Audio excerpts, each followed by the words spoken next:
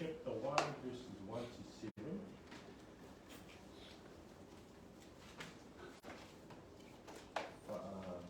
Taoto Momoa, Kariku Momoa, Lufitu.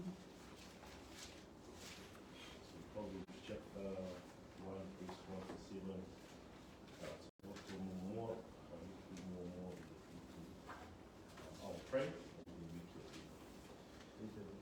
Dear Heavenly Father, we just thank you for this opportunity to open your word in this space freely and be able to read what you have for us to hear and understand, Lord. Pray for the wisdom that comes from you, Lord, not from philosophy or people's own minds, Lord, but wisdom that comes from you, Lord.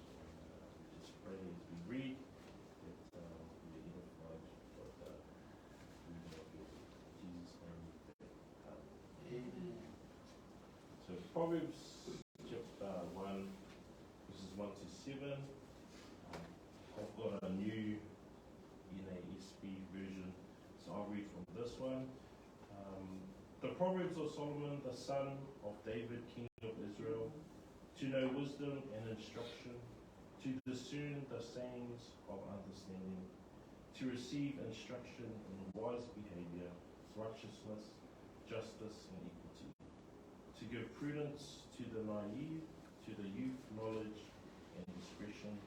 A wise man will hear and increase in learning, and a man of understanding will acquire wise counsel. To understand the proverb and the figure, the words of the wise and their riddles.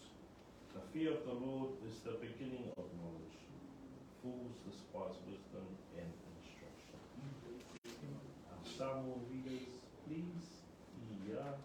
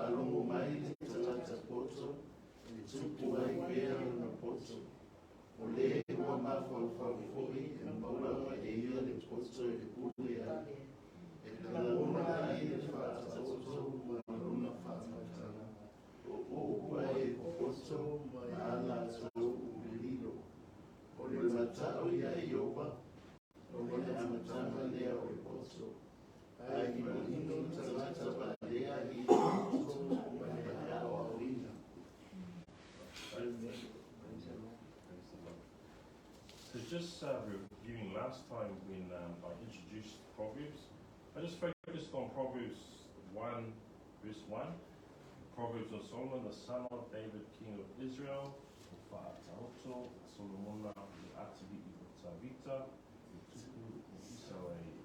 So last time I introduced the book.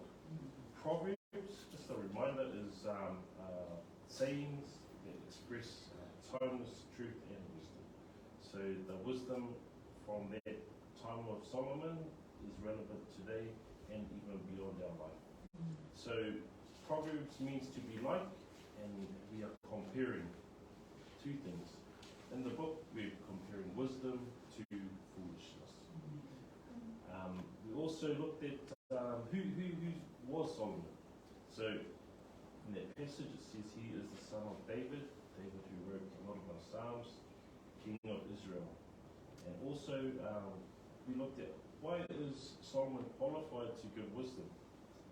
From 1 Kings 3, 7 to 12, just summarizing that, essentially Solomon asked the Lord to help him lead his people, and he asked for wisdom. And God was pleased to give him wisdom, and he was pleased because he asked for wisdom above material wealth and riches, even protection from his enemies. But because God was pleased with him, he gave them as a bonus to him. So that's just reviewing last time when I introduced Proverbs. And today's focus will be on verses 2 and 3. So I'm going slow, but it's good to go slow so that we can soak it in. Just like children, need to repeat before we, when it's stuck in our heart. So that's just what we will do together, because I'm a bit slow too. So Proverbs 1, verse 2 to 3, we begin to see what is the purpose of this book of Proverbs. So I will read Proverbs 1, verse 2.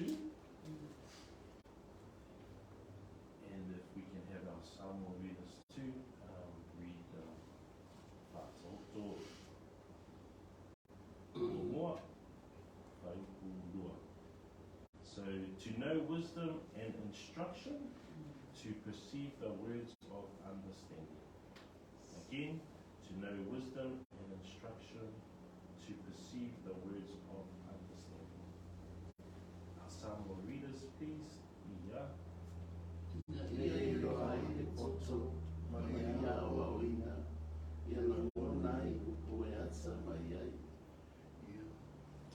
Thank you. So, when we look at the word wisdom, if we look at the Oxford Dictionary, it says it is the ability to make sensible decisions and give good advice because of the experience and knowledge that you have. Now, already it implies that our wisdom is limited, because if we look at our experience and our knowledge, we only know so much. So it's important to know what wisdom is in the Bible and how God sees wisdom. And we want God's wisdom because He is not limited in His knowledge and in His experience. So let's look at what wisdom is as defined by the Bible. Let's look at Deuteronomy 4, verses 5 to 8. And in Samoan, Deuteronomy 5, Deuteronomy 4, verses 5 to 8. Deuteronomy 5, I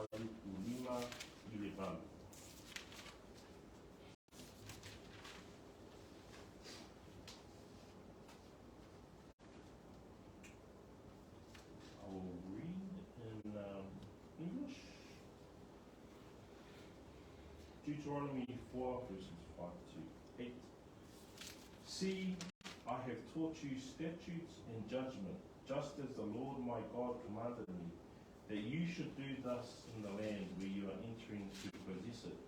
So keep them and do them, for that is your wisdom and your understanding in the sight of the peoples who will hear all these statutes and say, surely this great nation is a wise and understanding people.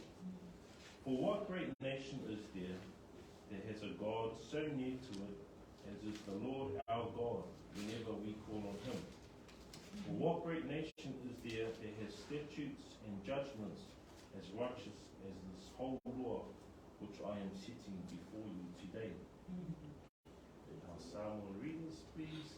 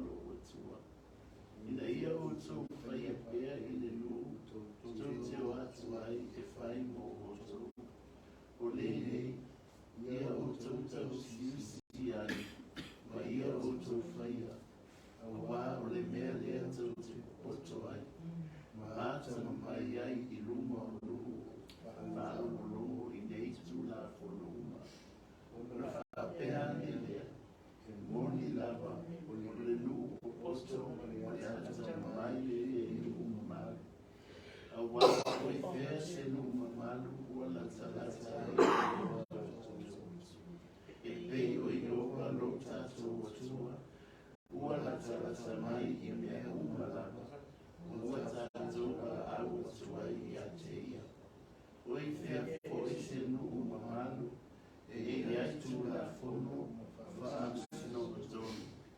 E ole le tu la fono uma, o tu ina tu ai tu so uma.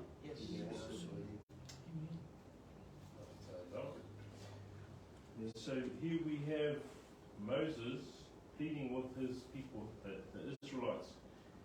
And in verses 5 and 6, we have the words statutes and judgments commanded by the Lord.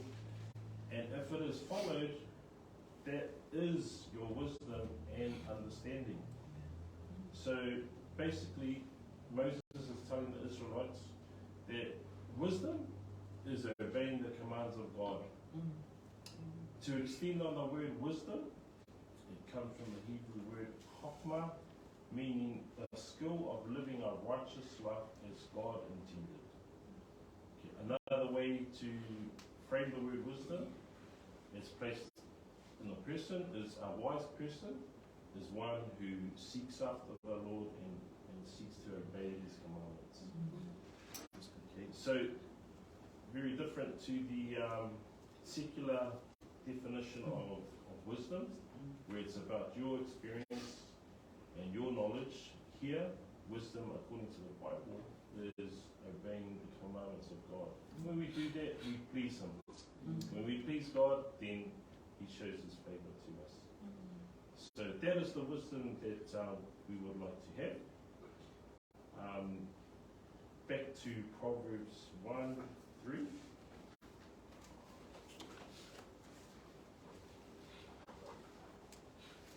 We have to receive instruction in wise behavior, righteousness, justice, and equity. Another version, to receive the instruction of wisdom, justice, judgment, and equity. In Psalm 1, please. Yeah.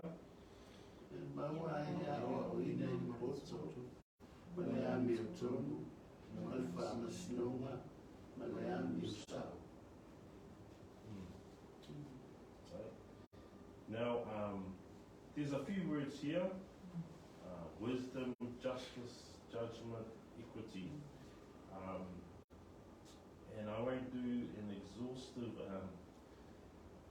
study on it, but just to clarify, we've got here the word wisdom again. Some versions have wise behavior. And here, it's a little bit of a different meaning to the wisdom used in verse 2, in that this wisdom is about a thoughtful and caring regard to the future. And it's from the Hebrew word sahar. Okay. Justice or righteousness in other versions is the ability to govern oneself in a right way. And then we've got judgment, justice. It's practical righteousness where we align ourselves to God's will. And then the word equity, living life in a fair and pleasing way, a life that's upright and straight, walking straight. So lots of words there, but essentially to sum up Proverbs 1 verse 2 and 3, it shares that the purpose of the book is for us to tune our lives to the instrument of wisdom. And what is wisdom? It's right living that pleases God. It's obeying His commandments. Okay? And also, it's to take heed of what's to come, the parental advice, the correction, so that we can grow in maturity, mentally, our spiritual being, and in our morality as well. And when that happens, then our behavior changes. So, essentially, that is what Proverbs 1, 2, and 3 is about. We might be thinking, oh, I am not wise. How do we get wisdom? Okay, our brother Fred has talked about it in James, so we'll turn again to James. James 1, verses 5 to 8. Salamon, Yapopo Mua, Lima, Yukami.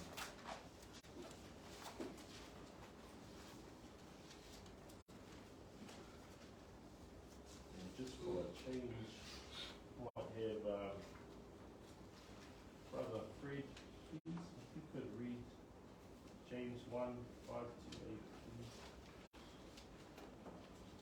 James 1 verse 5 to 8. If any of you lacks wisdom, let him ask of God, who gives to all liberally and without reproach, and it will be given to him. But let him ask in faith, with no doubting, for he who doubts is like the wave of the sea, driven and tossed by the wind. For let not that man suppose that he will receive anything from the Lord. He is a double-minded man, unstable in all his ways. Ia koko mua whai uku lima ni walu ia Aia whai wale e se posto e so nā o lea tu ia I lea tua. Le fōa I tele mai I tawata uma. Mai le tu I tawata uma. Fōia mai e lea ia te ia. Ia o lea tu ma le whāu tua. O la lana le māsu salu. Loa o le māsu salu. I tu sa ia ma le pea o sami. O so tele matani. Ma he la fōa ina. Awala ni manastu le tamatana te mamos se me tasi mai le ol tamata falo tolu tulu fa le ti umawia I ona la uma. So, just as Solomon asked God in the passage that we read before 1 Kings, we can come to the Lord and ask the Lord for wisdom ourselves. It says here that he is generous and he gives without reproach, which means if we come to him asking, he is not stingy. He's not saying, I'll give you. In the context before, we see James says, count it all joy in the trials. So with these trials, how do we get to the trials? Pray for wisdom. How do we ask for the wisdom? We ask knowing God's going to give it generously, not just a little bit. And we ask without doubting. Okay, we ask in faith. We don't want to be wishy-washy. We want to know, okay, God, I'm coming to you. Please give it to me. And then God, in His love, in His generosity, He will keep it on. So, for those of us who would like wisdom, it is available to us. And we ask in prayer without doubting and with faith. So, and that just reminds me of, again, Proverbs 1:7. The fear of the Lord is the beginning of knowledge. Fools despise wisdom and instruction. We want to be wise people, and the definition from the Bible means we want to be